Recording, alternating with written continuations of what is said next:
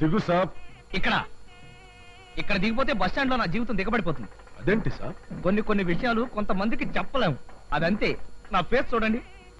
అయితే నువ్వు ఈ బైక్ మీద కూర్చో భాయ్. నేను లోనికి వెళ్ళి మా ఫ్రెండ్ కొడుక్కి 4 అత్యంతలు వేసి వచ్చేస్తాను. మీరు పెళ్లికి వెళ్ళొచ్చే లోపల నా పని పెటాకులైపోతుంది. నేను ఆటోలో వెళ్ళిపోతాను. నేను బైక్ మీద తీసుకు వెళ్లకుండా నువ్వు ఎలా వెళ్తా భాయ్? అది కాదు సాబ్. నమస్తే సార్. ఏమిటయ్యా నీ కాలుకేమైంది? పెళ్ళా ఉండగా ప్రియురాలకి ప్రేమ లేక రాసి దానికి స్టమక్ చేశాడు. కడుపు చేశాక దాన్ని వదిలేశాడు. అందుకే వీడిని ఈ విధంగా సన్మానం చేశాం. వీడి గొడవ మనకి ఎందుకు గాని లోనికి వెళ్దాం, వస్తావా?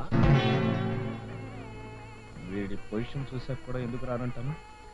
రండి వెళదాం. స్వాతి స్వాతి స్వాతి, ఆయన వచ్చేసరే. అయితే ట్రీట్మెంట్ మొదలు పెట్టు. రాజా సార్, వీడిని చూస్తుంటే కడుపు మండిపోతుంది. పెళ్ళాన్ని మోసం చేసినందుకు ఒక కాలు తీసేశాం. ప్రియురాల్ని మోసం చేసినందుకు 2వ కాలు తీసేస్తే ఎలా ఉంటుంది సార్? ఖాన్ సాబ్, ఈ ప్రశ్న మీరు నన్నే అడగాల. పైగా నేను అర్జెంట్ గా బస్ స్టాండ్కి వెళ్ళాలి. కీర్తి ఎక్కడుందేమిటి? కీర్తి ఎవరు సార్? కీర్తి ఎవడు ఖాన్ సాబ్? అయితే మూర్తి అన్నావా? అన్నానా? మూర్తి అన్నాను. మూర్తి మూర్తి. అచ్చా అచ్చా, బయట బయట. కీర్తి ఎక్కడుందేమిటి? కీర్తిది ఎక్కడికి రాజా సాబ్? కాలు తిమ్మిరెక్కినట్టుంటేను ఒకసారి అట్లా తిరగొద్దామని. కాలు తిమిరి ఎక్కిందా? చూసావా, కాలు ఉంటేనే బాధలన్నీ. వాడికి ఆ బాధే లేదు. పుల్లూటు వాయించి నా పెళ్ళాలకే లైట్ కొట్టాలని చూస్తావురా? చెప్తా.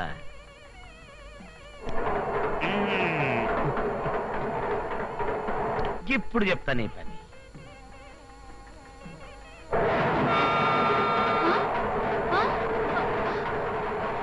ఏమైందయ్యా నీకు?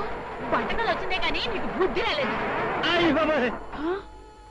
ఏమిటండి ఇక్కడ కూడా? లేవండి. ఏం లేదు, ఉన్నట్టుండి నాకు జీటీలో వెళ్తున్న ఫీలింగ్ వచ్చిందేమిటి? ఆ ఫీలింగ్ పోనీకి జర ఖుషీగా ఈ ఫ్లూట్ వాయిస్తావు. ఏమిటి? అరే, ఈ ఫ్లూట్ బాల్ నీకెందుకు? గది నేను చెప్తా. వద్దు సార్, వద్దు సార్. మనం వెళ్ళి హాయిగా భోంచేద్దాం పదండి సార్. అంతనేనా? అంతే సార్. నువ్వు వెళ్ళి లేడీస్ పత్రిక భోంచేయి.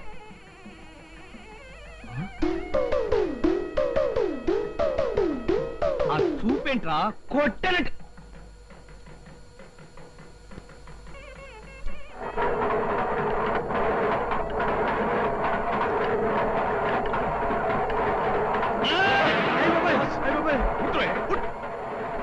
ఇప్పుడు ఏమిటి నా మీద పడతావరా? ఉల్లుక్క పట్ట.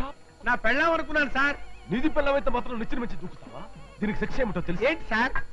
ఇది సార్, మేల్లో వెళ్తున్న ఫీలింగ్ వచ్చి పట్టారు సార్.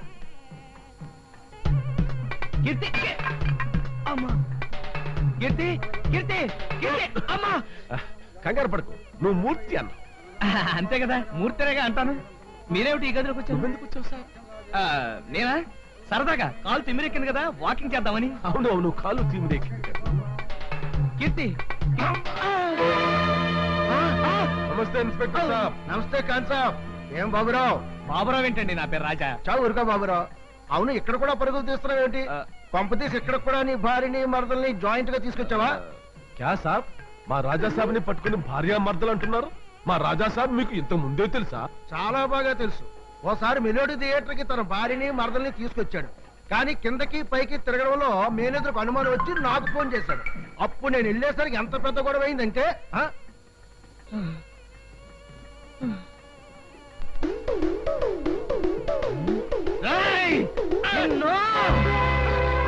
కీర్తి కీర్తి ఏం జరిగిందంటే, ఏంటి రాజా సాబ్, అమ్మాయి మీద పట్టుకున్నావు? I will arrest you.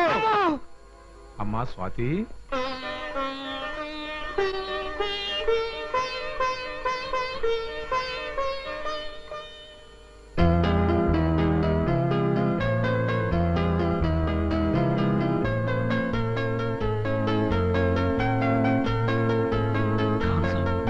మీరు చెప్పేది నిజమా? అవును సాబ్, జరిగిందంతా నాకు స్వాతి బాయన కీర్తి బాయన చెప్పారు. అసలు నిన్ను ఈ పెళ్లికి తీసుకురమ్మన్నది కీర్తి బాయనే. తప్పుదారిని నడుస్తున్న నీకు బుద్ధి చెప్పడానికి వీళ్ళిద్దరూ కలిసి ఈ నాటకం ఆడారు సార్. పెళ్లికి ముందే సినిమాలకి షికార్లకి తిరిగి అబార్షన్ చేయించుకున్న ఈ నీతి మాలిన దాన్ని నేను కోడలుగా చేసుకోవటమా? వీల్లేదు, ఈ పెళ్లి జరగదు. తొందరపడకండి. మీరు అనుకున్నట్టుగా స్వాతి రాజాగారి భార్య కాదు. రాజాగారి భార్య నేను. అసలు ఏం జరిగిందంటే,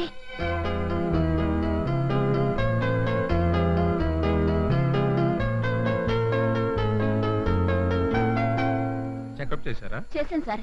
ఇప్పుడు ఆవిడకి 4వ నెల. పైగా ఆవిడకి అబార్షన్ చేయించుకోవడం ఇష్టం లేనట్టుంది. అయితే ఆ రాజా అతని భార్యకు తెలియకుండానే ఆవిడకి అబార్షన్ చేయించదలిచాడనమాట.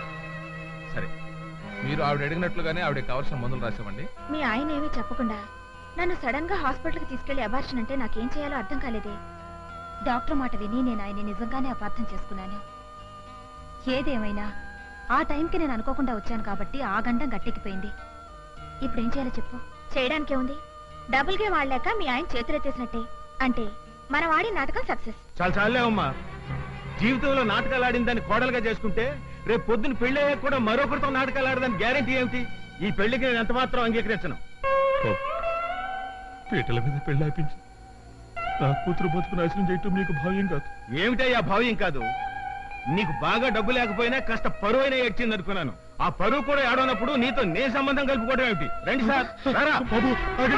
వదలమ్మా.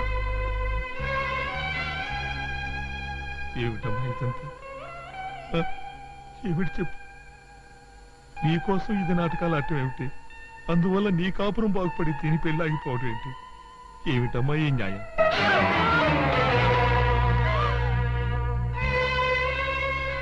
మీరేం బాధపడకండి. ఆ చలపతిరావు కాళ్ళు విరగ్గొట్టైనా సరే ఈ పెళ్లి నేను జరిపిస్తాను. ఆగండి. అలా చేయడం వల్ల దీని పెళ్లి జరగదు. జరగకపోతే వారం రోజులు తిరగకుండా ఇంతకంటే మంచి సంబంధం తీసుకొచ్చి పెళ్లి చేస్తాను. జరిగింది తెలిసాక వాళ్ళు మాత్రం చేసుకుంటారా?